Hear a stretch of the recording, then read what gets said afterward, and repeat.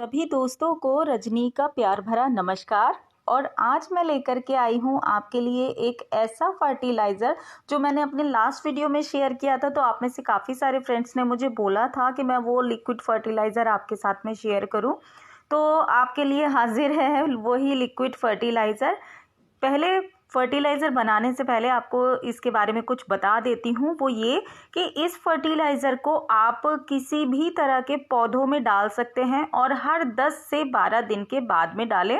और किस तरीके से डालना है वो तो मैं आगे बताऊँगी, फर्टिलाइज़र बनाना भी बताऊँगी और इस फर्टिलाइज़र के फ़ायदे बता देती हूँ। सबसे पहली बात तो सबसे पहला और सबसे अच्छा फ़ायदा तो ये है कि इस फर्टिलाइज़र को बनाने के लिए जो भी हमें सामान चाहिए होता है वो ऑलमोस्ट हमारे घर में होता ही होता है, तो बाज़ार से कोई भी सामान लाने की ज़रूरत नहीं है।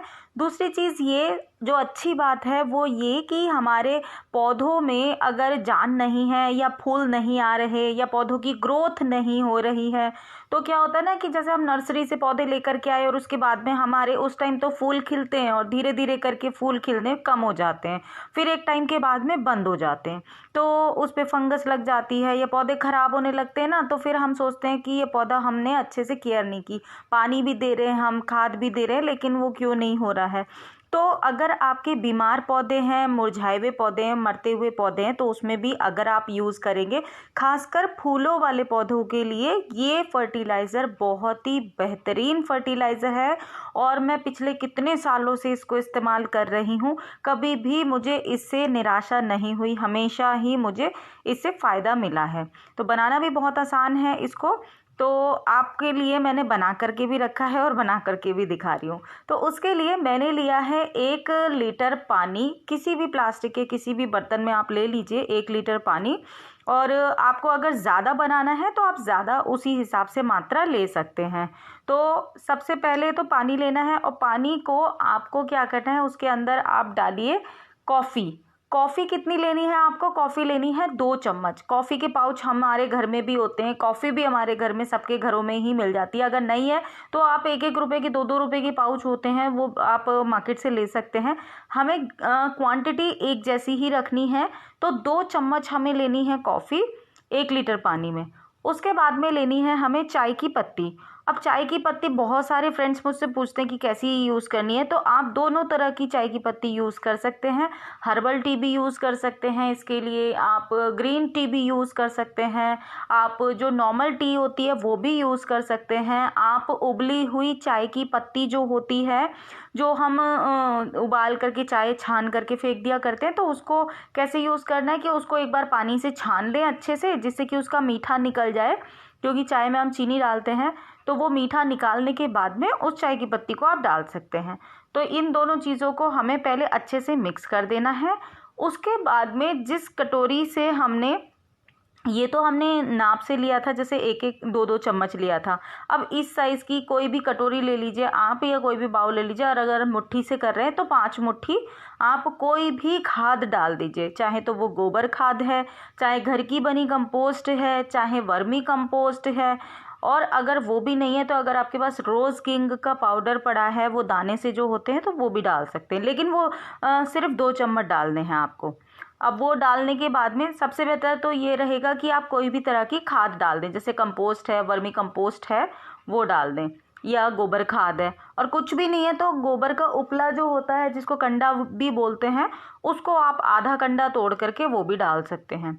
और उसके बाद में आपको डालनी है चौथी चीज़ इसमें, जो बनाना के छिलके होते हैं, यानी कि केले के छिलके होते हैं, हम कहा करके फेंक दिया करते हैं, तो उनको आप 4 से 5 बनाना के छिलकों को आप छोटा छोटा टुकड़ों में कट कर लीजिए और इस पानी में डाल दीजिए। उसके बाद में इस पानी को रखना है लगभग 2 दिन तक, अच्छे से मिक्स कर दीजिए और फिर 2 दिन तक रख दीजिए। अब 2 दिन के बाद में जब आप देखेंगे तो इसके ऊपर ना हल्की सी वाइट कलर की परत सी जम जाती है बहुत बार। बस इसको ढक कर के रख दीजिए कहीं भी छाया वाली जगह में, ये भी नहीं है धूप में ना रखें तो अच्छा रहेगा, छाया वाली जगह में आप रख दीजिए। और 2 दिन के बाद में करना क्या है, इसको पहले अच्छे से छान लीजिए, जिससे कि ये जितने भी इसके चाय की पत्ती अगर रह जाएगी और या फिर आपके जो केले के छिलके हैं, ये सभी जो चीज़ें हैं ये हमें फेंक देनी है, इनको हमें यूज़ नहीं करना है। तो इसके लिए बेहतर है कि इसको छान लीजिए। अब ये देखिए मैंने छान करके रखा हुआ है, और उसके बाद में जब छान लेंगे तो छानने के बाद में हमें डालना है इसके अंदर पानी। तो मैंने पहले ही छान करके रख लिया था, 2 दिन रखने के बाद में इसका कलर भी डार्क हो जाता है। और छान करके फिर हमें जितना हमारा लिक्विड फर्टिलाइज़र है उससे हमें 4 गुना ज़्यादा इसके अंदर मिलाना है पानी। और पानी मिलाने के बाद में हमें अपने सभी पौधों में इसको स्प्रे करना है। आप चाहें तो पौधों की मिट्टी में भी दे सकते हैं, और आप चाहें तो डायरेक्ट पौधों के पत्तों के ऊपर भी आप स्प्रे कर सकते हैं। चूँकि हमने बनाना पील डाला है तो कई फ्रेंड मुझे पूछेंगे कि इससे चींटियाँ तो नहीं आएंगी। तो बिल्कुल चींटियाँ नहीं आएंगी, घबराएं ना, क्योंकि हमने पानी इसमें 4 गुना ज़्यादा डाला है, तो इसीलिए इससे चींटियाँ नहीं आती हैं। मैं बहुत टाइम से यूज़ कर रही हूँ, टाइम से क्या सालों से यूज़ कर रही हूँ, और मुझे बहुत ही अच्छे रिज़ल्ट इसके मिलते हैं। जब कोई फर्टिलाइज़र मेरे पास में नहीं होता तो मैं इसको यूज़ करती रहती हूँ। अभी मैंने कुछ टाइम पहले भी इसको यूज़ किया था, और देखिए कितना अच्छा रिज़ल्ट मिलता है कि पौधों में फूल भी आने शुरू हो गए। और बोगनविला मैं अभी आपको दिखाऊंगी। बोगनविला में तो जैसे गुलाब है, बोगनविला है, मोगरा है, और इस तरह के जो पौधे होते हैं ना, इनमें तो बहुत अच्छे रिजल्ट मिलते हैं। हिबिस्कस है, इसमें अगर आप डालेंगे ना तो बहुत अच्छी फ्लावरिंग होती रहेगी। आपको इसके अलावा इन चारों पौधों में कुछ और देने की ज़रूरत भी नहीं है, अगर आप रेगुलर बेसिस पर भी इसको देते रहेंगे तो इसको 10-10 दिन के गैप के बाद में आप दे सकते हैं। ध्यान ये रखना है कि धूप में आप ना दें, मतलब जैसे सुबह की धूप होती है ना उस टाइम ना दें। शाम को जैसे 5-6 बजे का टाइम होता है तो उस टाइम पर धूप कम होने लगती है। तो आजकल तो मार्च का महीना चल रहा है, तो इस टाइम पर तो ठीक रहती है, तो आप इस टाइम पर इसको दे सकते हैं। फिलहाल आज का वीडियो इतना ही था। आशा करती हूँ आपके लिए हेल्पफुल रहेगा। अगर वीडियो अच्छा लगे तो लाइक ज़रूर किया कीजिए, लाइक और शेयर ज़रूर करें। मैं मिलूंगी जल्दी ही आपसे एक नए और इंटरेस्टिंग वीडियो में। तब तक के लिए बी हैप्पी, बी एक्टिव, अपना ख्याल रखिए और खुश रहिए। Happy gardening.